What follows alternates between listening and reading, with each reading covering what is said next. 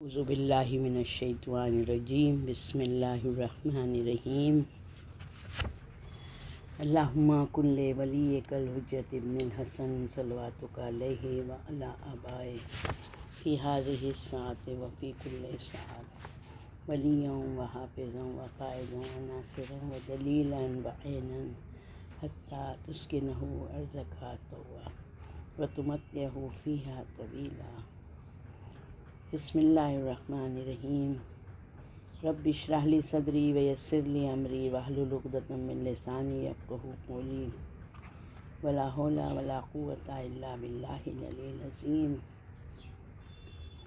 الحمد للہ رب العالمین بارئ الخلائق اجمعین فاطر السماوات والارضین والصلاۃ والسلام علی سید الانبیاء والمرسلین شفیع المذنبین انیس الفقراء والمساکین سیدنا و سندنا و حبیبنا و شفیع ذنوبنا و طبیب قلوبنا بالقاسم محمد۔ اللہم صلی علی محمد و آل محمد و علی آلہ اہل بیت الطیبین الطاہرین المعصومین المظلومین ولعنۃ اللہ الدائمۃ الباقیۃ علی اعدائہم وقتلتہم اجمعین من الآن الی قیام یوم الدین۔ اما بعد فقد قال اللہ تبارک و تعالی فی کتابہ المجید و فرقانہ الحمید۔ بسم اللہ الرحمن الرحیم۔ عالم الغیب فلا یظہر علی غیبہ احدا الا من ارتضی من رسول۔ اللہ عالم الغیب ہے، وہ اپنے غیب پر کسی کو مطلع نہیں کرتا مگر وہ جس رسول کو اس کے لیے انتخاب کر لے۔ آج ولادت امام علی رضا علیہ السلام، ہم اپنے وقت کے امام کو ولادت کی مبارکباد پیش کرتے ہیں، اور ہم سب کو یہ ولادت کی خوشیاں نصیب ہو کہ ہمارے امام کی زیارت ہو، اور ہم سب کو مولا جلد از جلد مشہد مقدس بلائیں کہ ہم یہی ولادت کا جشن اپنے امام کے ساتھ مل کر منائیں۔ اللہم صلی علی محمد و آل محمد کہ پروردگار کی ہم حمد و ثنا کرتے ہیں کہ اس نے ہم کو برگزیدہ شخصیت کا عقیدت مند رکھا۔ ہمارا ایمان ہے کہ یہ چاردہ معصومین اللہ کے وہ برگزیدہ ہیں کہ جن پر اللہ نے جن کی اطاعت کو واجب قرار دیا ہے۔ جس وقت ہم لوگ ساتویں امام موسی کاظم علیہ السلام اللہم صلی علی محمد وآلہ نے والدہ امام علی رضا علیہ السلام کے متعلق فرمایا تھا کہ میں نے یہ کنیز اللہ کے حکم اور وحی سے خرید کی تھی، یعنی آپ سے اس کی وضاحت طلب کی گئی تو آپ نے فرمایا کہ ایک مرتبہ میں سویا ہوا تھا تو میرے نانا جان میرے والد خواب میں تشریف لائے۔ ان کے پاس ریشم کا ایک ٹکڑا تھا، انہوں نے وہ کپڑا میرے سامنے پھیلایا تو اس میں اس کنیز کی تصویر تھی۔ پھر حضرت صلی اللہ علیہ وآلہ وسلم نے مجھ سے فرمایا، موسیٰ، اس کنیز کے بطن سے خدا تجھے وہ فرزند عطا کرے گا جو تمام اہل زمین سے بہتر ہوگا، اور جب تمہارے ہاں اس سے بیٹا پیدا ہو تو اس کا نام علی رکھنا۔ اللہ تعالیٰ تمہارے اس فرزند کے ذریعے سے عدل، رافت اور رحمت کو ظاہر کرے گا۔ خوشخبری ہے اس کے لیے جو اس کی تصدیق کرے، ہلاکت ہے اس کے لیے جو اس سے عداوت رکھے اور اس کی تکذیب کرے۔ یقیناً امام موسی کاظم علیہ السلام کے ساتھی، ساتھ میں ہشام ابن احمد جو خود ہی راوی ہیں، وہ کہتے ہیں کہ امام نے مجھ سے فرمایا، تمہیں معلوم ہے یہاں اہل مغرب کا کوئی بردہ فروش آیا ہوا ہے؟ میں نے کہا نہیں۔ آپ نے فرمایا ہے کہ ہاں ایک تاجر آیا ہوا ہے، میرے ساتھ چلو۔ پھر میں اور امام دونوں اپنی اپنی سواری پر بیٹھ کے اس تاجر کے پاس گئے۔ اس کے پاس کچھ کنیزیں آئی تھیں فروخت ہونے کے لیے، اور وہ موجود تھی کنیزیں. تو ہم نے اس سے کہا کہ ہمیں کنیز بتاؤ. اس نے ہمیں 7 کنیزیں دکھائی، مگر امام نے ہر کنیز کو دیکھ کر فرمایا مجھے اس کی ضرورت نہیں.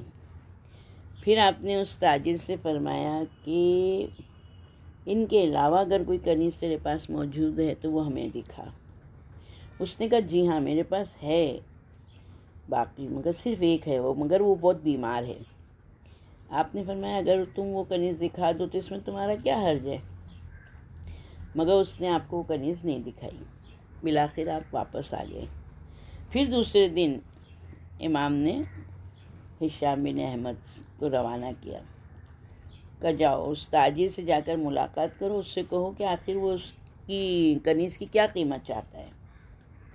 جب وہ قیمت بتا دے تو اس سے کہنا تمہاری بتائی ہوئی قیمت قبول ہے. ہشام کہتے ہیں میں امام کے کہنے کے مطابق گیا، اس سے اس کنیز کی قیمت پوچھی. اس نے قیمت بتائی، میں نے اس کی جو اس نے قیمت کہی تھی میں نے اس کو قیمت دے دی.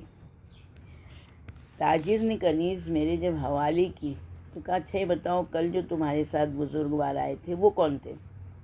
میں نے کہا وہ بنی ہاشم کے بزرگ ہیں. پھر اس نے چاہا کہ پورا تفصیلی حسب نسب جانے، تو میں نے اس کو کچھ اور نہیں بتایا آگے. اس نے کہا اچھا اب اس کنیز کے متعلق سن لو. جب میں نے اسے ملک مغرب کے انتہائی دور دراز مقام سے خرید کیا تو میرے پاس ایک اہل کتاب عورت آئی اور اس نے مجھ سے کہا کہ تو نے یہ کنیز کس کے لیے خریدی ہے؟ میں نے کہا کہ میں نے یہ اپنے لیے خریدی ہے.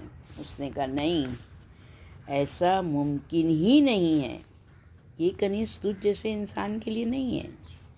یہ کنیز اس کی مملوکہ بنے گی جو روئے زمین کے تمام لوگوں سے بہتر ہوگا، اور جب یہ اس کی زوجیت میں آئے گی تو کچھ عرصے بعد یہ ایسے ایک بچے کو ایسے اس کے شکم سے ایک ایسا بچہ پیدا ہوگا کہ جس کے سامنے مشرق و مغرب کے تمام افراد کم رتبہ دکھائی دیں گے.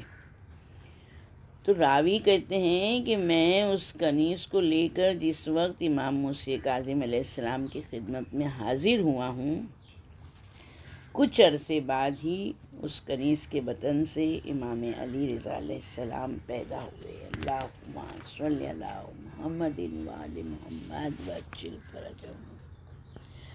الحمدللہ کہ ہمارے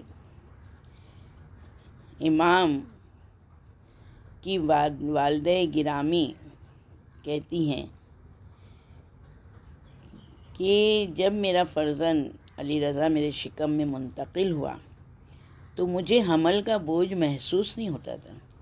جب میں سویا کرتی تھی تو اس وقت خواب میں مجھے اپنے بطن سے تسبیح، تحلیل و تمجید کی آوازیں سنائی دیتی تھی. میں گھبرا کر چونک پڑتی تھی. جب بیدار ہوتی تھی تو آوازیں بند ہو جاتی تھیں. اور جب میرا یہ فرزند پیدا ہوا تو اس نے اپنے قدم زمین پر رکھے، دونوں ہاتھ زمین پر ٹیکے، ان کا سر آسمان کی طرف بلند تھا، ان کے دونوں لب حرکت کر رہے تھے. یوں محسوس ہو رہا تھا کہ جیسے وہ کچھ کہہ رہے ہیں. پھر ان کے والد امام موسیٰ کاظم علیہ السلام اللہم صلی علی محمد وآلہ کمرے میں آئے اور مجھ سے فرمایا نجمہ تجھے یہ اللہ کا کرم مبارک ہو، میں نے اس بچے کو سفید کپڑے میں لپیٹ کر انہیں دے دیا. انہوں نے اپنے فرزند کے دائیں کان میں اذان اور بائیں کان میں اقامت کہی. پھر آب فرات سے ان کا تالو اٹھایا اور مجھے دے کر فرمایا یہ زمین پر اللہ کی بقیہ امانت ہے.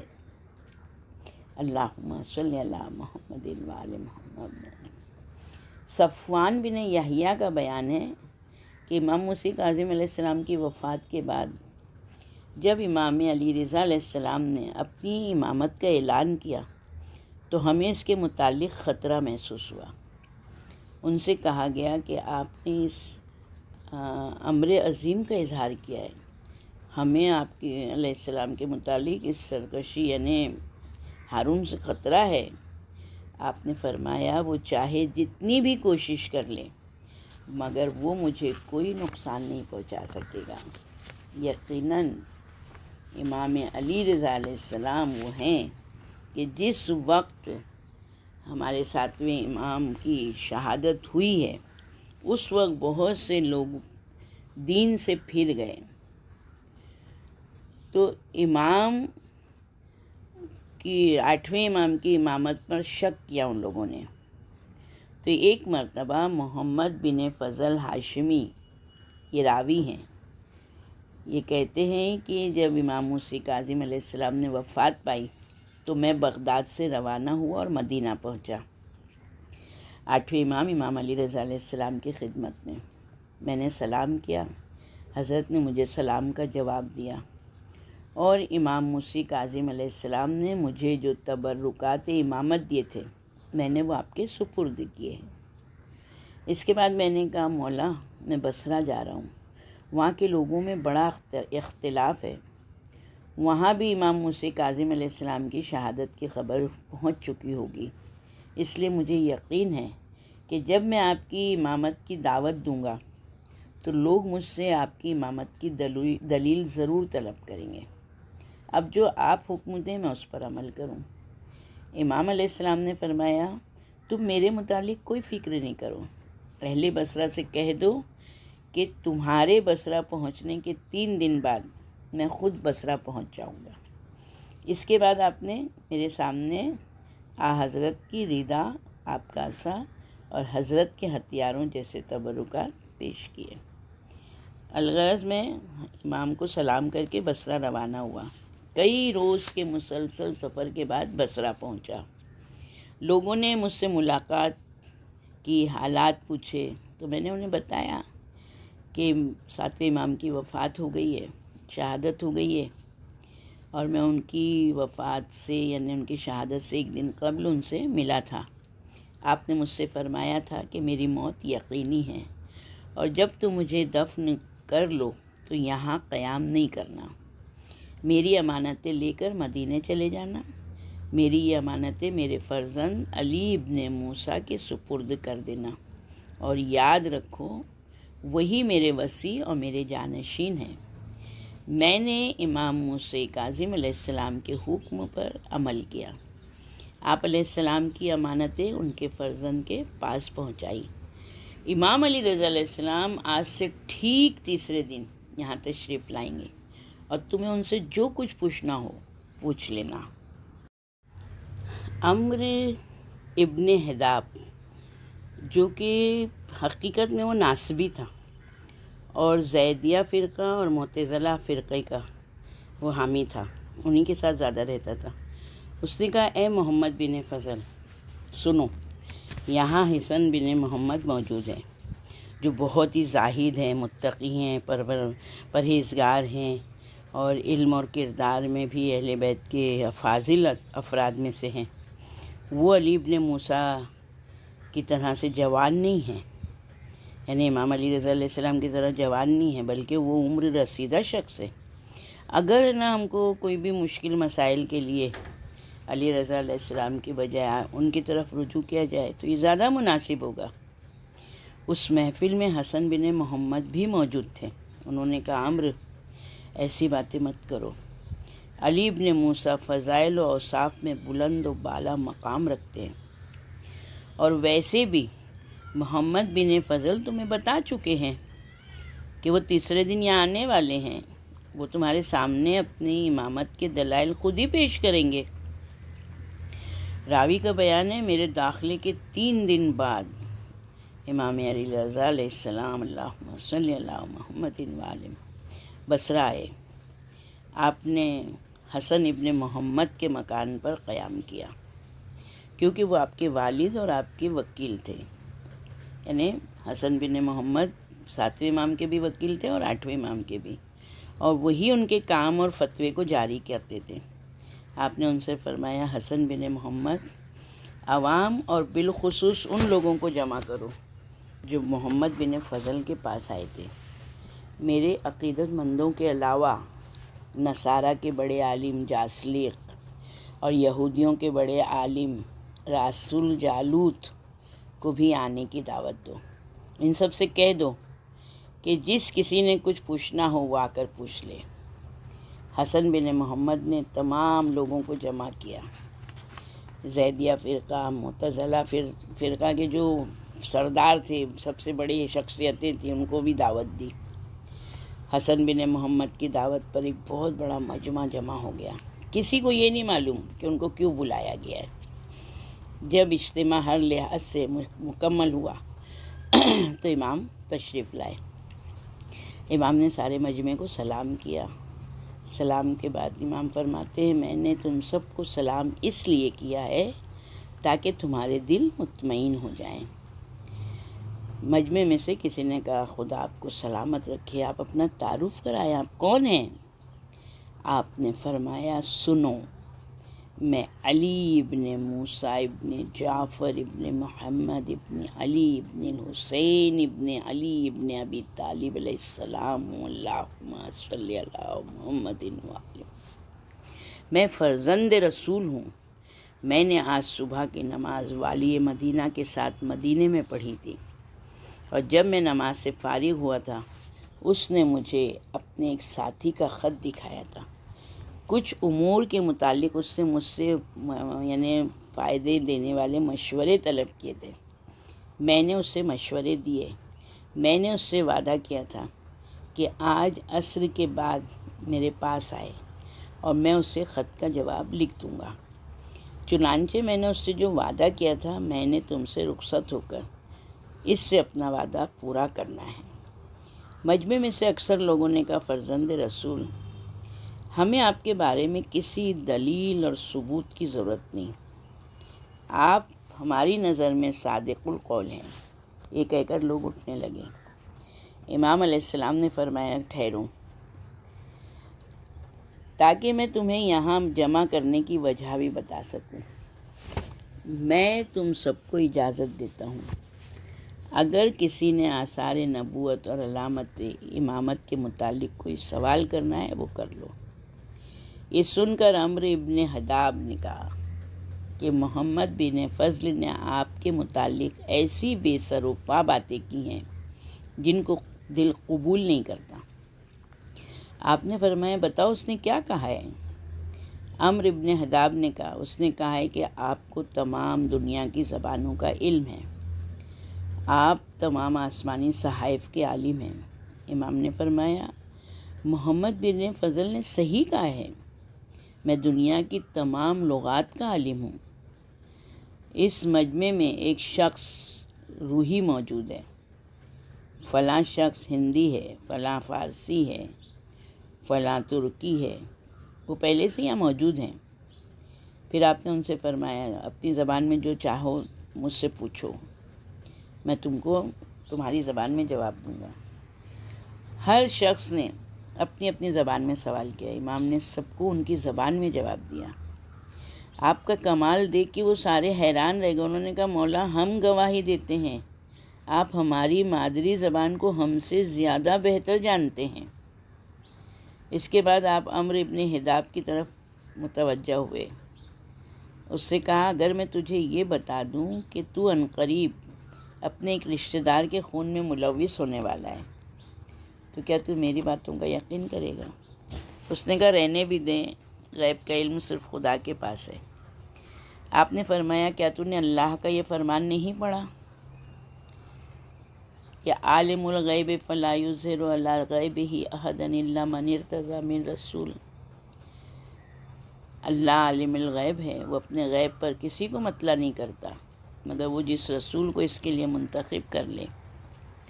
تمہیں معلوم ہونا چاہیے، ہمارے نانا اللہ کے منتخب اور مرتضیٰ رسول ہیں۔ ہم اہل بیت علیہ السلام ان کے وارث ہیں۔ اللہ نے جتنا چاہا اپنے رسول کو غیب کی خبر دی، اور رسول خدا صلی اللہ علیہ وآلہ وسلم نے اللہم صلی علی محمد ہمیں اس سے مطلع فرمایا، لہٰذا قیامت تک جو کچھ ہونا ہے یا جو کچھ ہو چکا ہے ہم اس سے واقف ہیں، اور جو کچھ میں نے تیرے لیے کہا ہے یہ آئندہ 5 دنوں میں ہی واقع ہونے والا ہے۔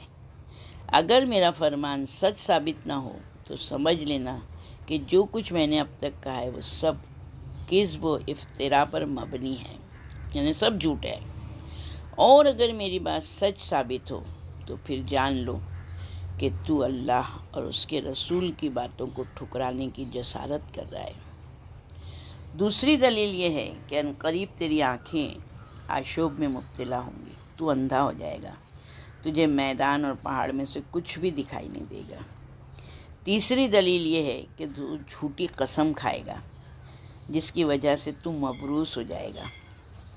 محمد بن فضل کا بیان ہے کہ خدا کی قسم، ابن حداب پر یہ تینوں مصیبتیں نازل ہوئیں، اور جب اس سے پوچھا گیا کہ اب بتاؤ علی رضا علیہ السلام نے سچ فرمایا تھا یا جھوٹ کہا تھا، تو اس نے جواب دیا، خدا کی قسم، جب علی رضا علیہ السلام یہ سب کچھ کہہ رہے تھے تو مجھے یقین تھا کہ یہ سب کچھ ہو کر رہے گا، میں تو صرف ان سے خواہ الجھ رہا تھا۔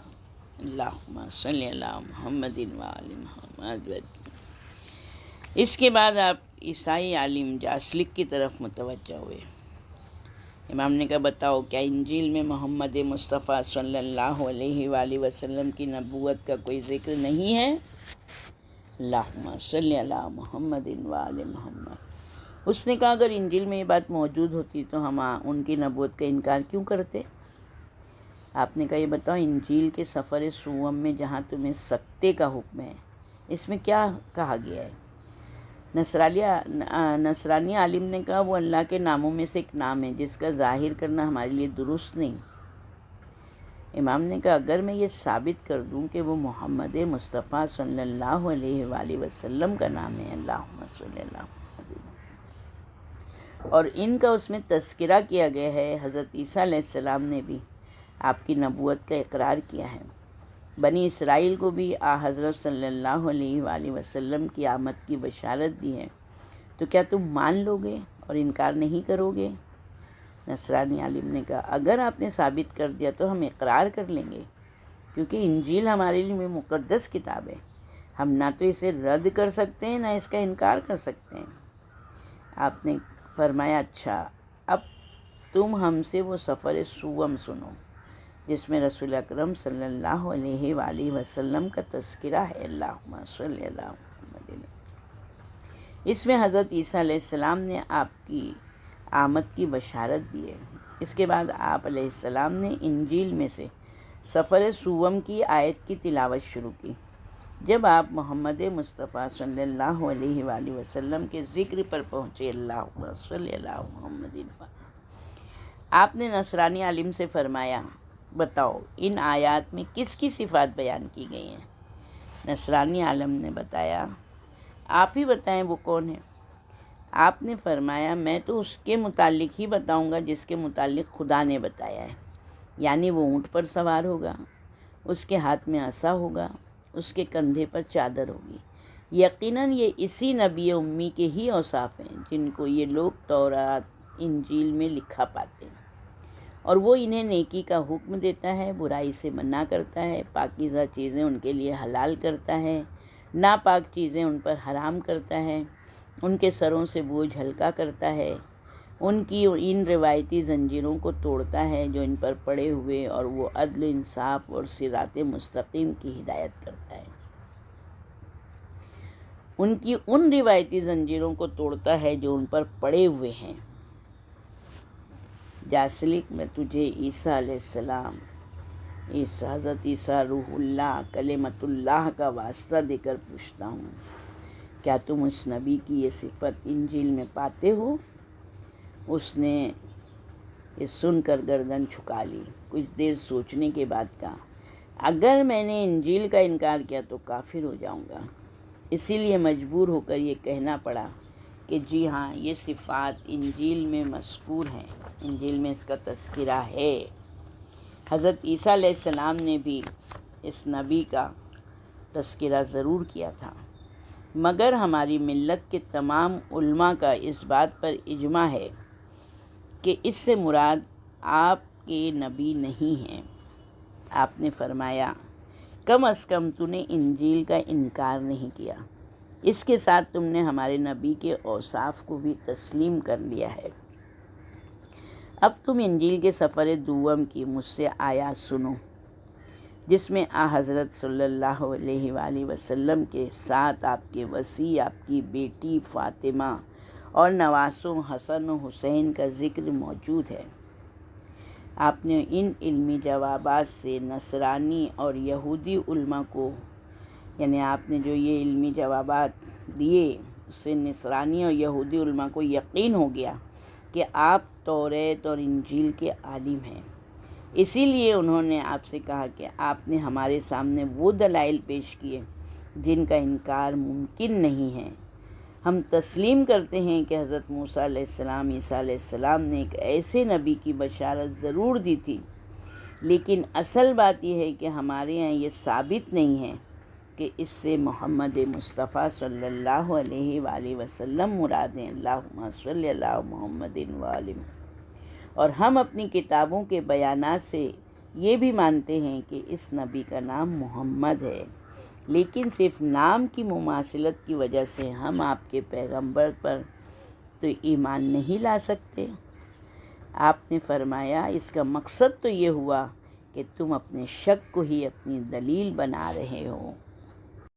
آپ نے فرمایا اس کا مقصد تو یہ ہوا کہ تم اپنے شک کو ہی اپنی دلیل بنا رہے ہو۔ اچھا یہ بتاؤ کہ حضرت آدم علیہ السلام سے لے کر حضرت محمد مصطفیٰ صلی اللہ علیہ وآلہ وسلم سے پہلے اللہم صلی اللہ محمد وآل محمد وعجل فرجہ، کوئی ایسا نبی گزرا ہے جس کا نام محمد ہو؟ یا حضرت صلی اللہ علیہ وآلہ وسلم کے بعد کسی بھی ایسے نبی کی تم نشاندہی کر سکتے ہو جس کا نام محمد ہو؟ ہمارے نبی کے علاوہ اگر محمد نام کا کوئی نبی گزرا ہے تو تم اس کی نشاندہی کرو۔ جب ان سے کوئی جواب نہیں بنا تو انہوں نے کہا ہمارے لیے یہ بات نامناسب ہے کہ ہم یہ کہیں کہ اس محمد سے آپ ہی کی محمد مراد ہیں، اور ہمیں یہ بات بھی معلوم ہے کہ اگر ہم نے آپ کے محمد اور ان کے وصی اور ان کے دختر، ان کے نواسوں کا اقرار کر لیا تو آپ علیہ السلام حضرات ہم سے جبراً اسلام قبول کرائیں گے۔ آپ نے فرمایا تم مطمئن رہو، ہم خدا اور اس کے رسول کو ضامن بنا کر تم سے یہ کہتے ہیں کہ تمہیں امان ہوگی، ہماری طرف سے تم سے کوئی بدسلوکی روا نہیں ہوگی۔ نصرانی عالم نے کہا اچھا تو سنیے، توریت، زبور اور انجیل میں اس نبی کا نام محمد، ان کے وصی کا نام علی، ان کی دختر کا نام فاطمہ، ان کے نواسوں کے نام حسن و حسین علیہم السلام ہیں۔ اللہم صلی اللہ محمد وآل محمد۔ امام نے فرمایا یہ جو تم نے کہا کہ تورات، زبور، انجیل میں ان بزرگوار شخصیت کے نام موجود ہیں، تو یہ سچ ہے یا جھوٹ؟ اس نے کہا یہ بالکل سچ ہے، ان صحائف میں جو کچھ کہا گیا وہ حق ہے۔ اس کے بعد آپ نے رسول جالوت یعنی یہودی عالم کو مخاطب کیا، اس سے کہا تم حضرت داؤد علیہ السلام کی کتاب زبور کا فلاں سفر سنو۔ اس نے کہا ضرور سنا ہے، اللہ تعالیٰ آپ اور آپ کے آباء پر برکتوں کو نزول فرمائے۔ آپ نے زبور کے سفر اول کی تلاوت کی۔ دوران تلاوت جب آپ اس مقام پر پہنچے جہاں محمد، علی، فاطمہ، حسن و حسین علیہم السلام، اللہم صلی اللہ محمد وآل محمد کا ذکر ہے، تو آپ نے یہودی عالم سے فرمایا تجھے خدا کی قسم سچ سچ بتا کہ یہ بات زبور میں موجود ہے یا نہیں ہے۔ یاد رکھو ہم تمہیں بھی عیسائی عالم کی طرح سے مکمل امان کی ضمانت دیتے ہیں۔ یہودی عالم نے کہا زبور میں بینہ یہی الفاظ موجود ہیں۔ آپ نے فرمایا تمہیں ان 10 آیات و معجزات کی قسم جو حضرت موسیٰ علیہ السلام کو عطا ہوئے تھے، کیا توراہ میں تو نے وہ آیات دیکھی ہیں جن میں ان بزرگوار شخصیات کو عدل و فضل سے منسوب کیا گیا ہے؟ اس نے کہا جی ہاں، جو اس کا انکار کرتا ہے وہ اپنے پروردگار اور اس کے انبیاء کا منکر ہے۔ پھر آپ نے فرمایا اب تم مجھ سے توراہ کا فلاں سفر سنو۔ پھر آپ نے توراہ کی تلاوت فرمائی۔ یہودی عالم آپ کی تلاوت کے انداز اور آپ کی فصاحت پر حیران۔ جب آپ اس مقام پر پہنچے جہاں محمد مصطفیٰ صلی اللہ علیہ وآلہ وسلم کا ذکر اللہم صلی اللہ محمد وآلہ۔ تو رسول جالوت نے کہا کہ ہاں یہ احمد ایلیا بنت احمد شبر و شبیر ہے۔ عربی زبان میں اس کے معنی محمد، علی، فاطمہ، حسن و حسین بنتے ہیں۔ اللہم صلی اللہ محمد وآل محمد وآلہ۔ آپ نے اس سفر کی آخری تک تلاوت کی۔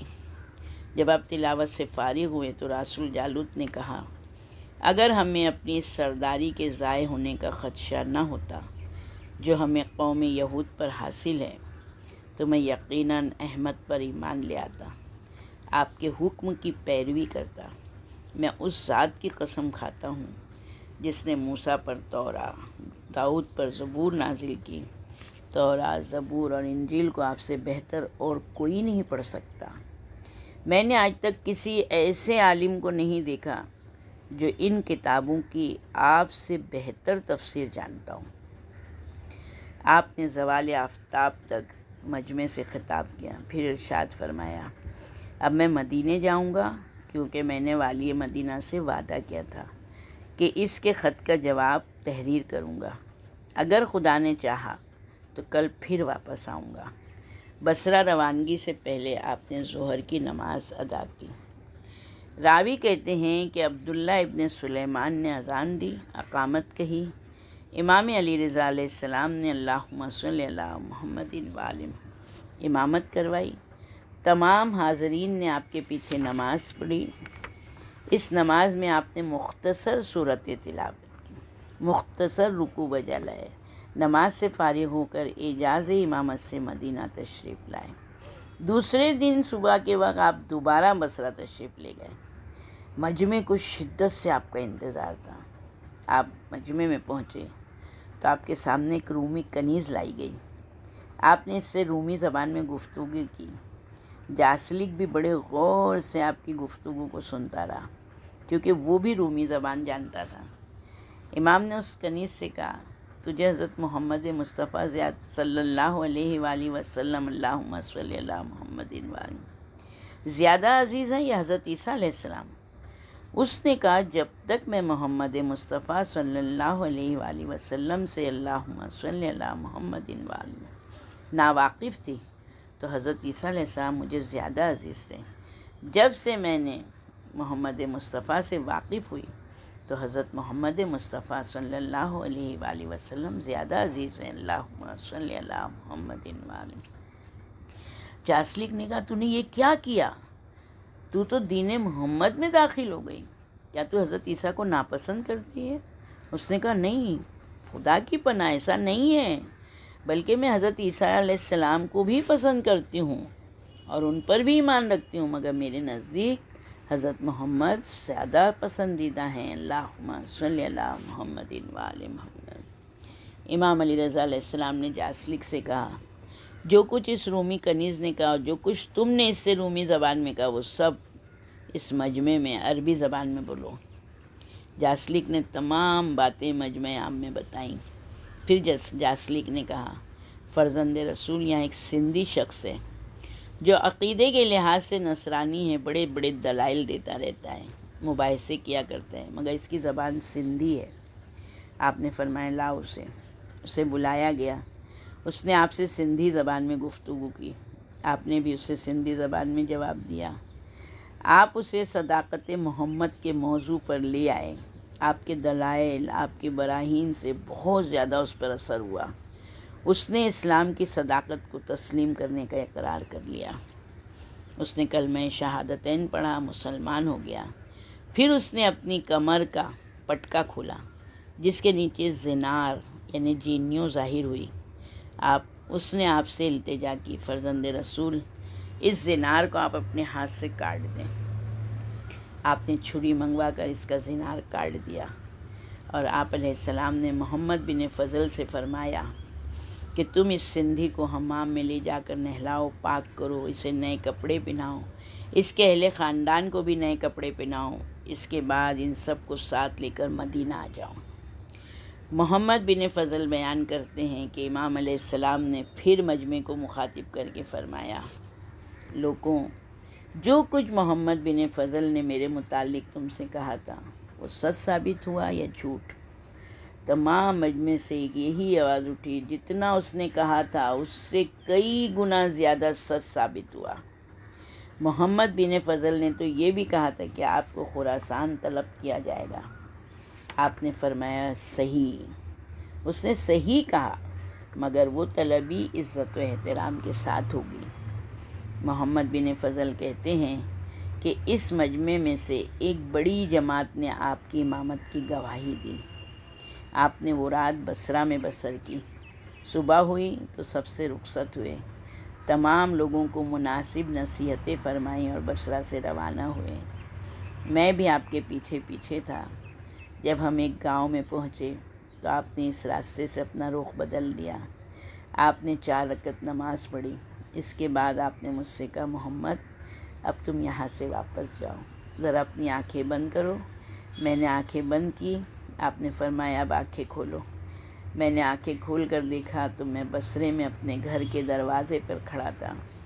امام علیہ السلام میری نظر سے غائب ہو چکے تھے۔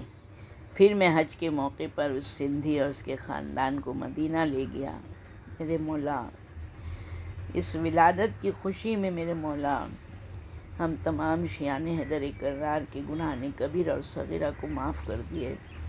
مولا، ہمیں جلدی سے جلدی اپنی ذریعہ مبارک کی بوسہ دینے کی ہماری التجا کو قبول کر لیے کہ ہم جلد از جلد آئیں۔ میرے مولا، آپ کی روضے کی زیارت کریں، آپ کے ذریعے کو بوسہ دیں، ہماری زندگیوں کو میں خوشیاں بھر دیں کہ وہ خوشی ہمیں ملے کہ جس کا ہم سب انتظار کر رہے ہیں کہ ہمارے وقت کا امام ہمارے درمیان آ جائے، ہم کو ہمارے امام کے انصار و اعوان میں شمار کیجیے۔ مولا، ہم ہر وہ کام انجام دیں جس سے ہمارے وقت کے امام کی زینت بنے، ہر ان کاموں سے اجتناب کرے جس سے ہمارے امام کی ذلت کا سبب ہو۔ ربنا تقبل منا انک انت السمیع العلیم، اللہم صلی علی محمد وآل محمد۔